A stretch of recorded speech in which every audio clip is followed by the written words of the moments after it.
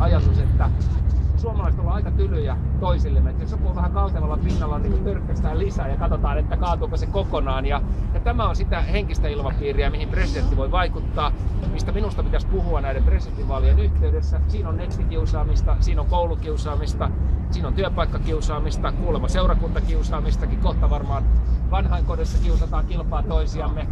Ja jotta näin ei kävisi, niin tämän ilmapiirin pitää muuttua. Ja silloin se tarkoittaa, että meillä on kaikilla ihmisarvo. Meillä on kaikilla joku vika. Yksi on tommonen ja yksi on tämmönen. Ja kuitenkin me kaikki mahutaan tänne. Ja semmoinen ajattelu, että Suomi olisi parempi, kunhan saataisiin nyt noin ulos. Ensin sanottiin, että mitä jos saataisiin noin somalit ulos. Ja sitten oli, että jos saataisiin ruotsinkieliset pois täältä. Ja sitten jos saataisiin joku muu ryhmä pois täältä.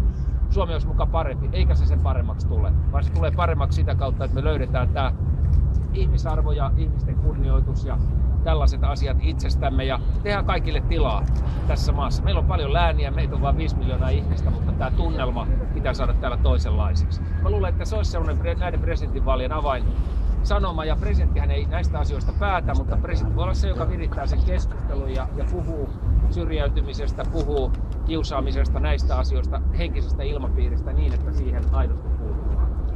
Näillä asioilla mä oon ollut tässä liikkeellä ja toivon teidän tukeanne tällä toisella kierroksella. Ei tässä auta. Meillä on, kun joku sanoi, että meillä on vähän niin kuin kupla vastaan Mersu taistelussa.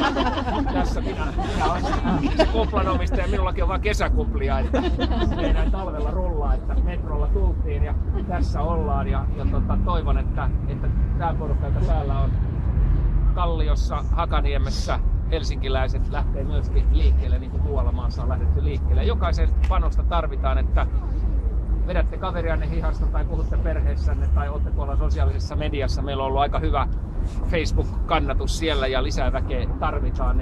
Jokainen löytää varmaan sen tapansa tulla tukemaan ja tehdä vaalityötä. Ja sitten ollaan nämä viimeiset päivät, niin kuin olette nähneet, niin ihmiset on ollut laikkuja jakamassa ja esitteitä jakamassa. Ja annan myöskin hirveästi arvoa niille, joilla on ollut oma ehdokas ensimmäisellä kierroksella ja ovat sitten päättäneet tulla joukkoihin tässä toisella kierroksella. Että meillä oli asiallinen väittely ja keskustelu ensimmäisellä kierroksella ehdokkaiden kanssa ja kaikki tekivät palveluksen demokratialla. Ja nyt ollaan sitten Niinistön kanssa jäljellä tässä toista kierrosta vetämässä. Ja parhaani yritän, ja kun tuossa kysyttiin, että onko takamatkaa liikaa, kun oli noin eiliset gallupit, niin kyllä suunta on niin selvä.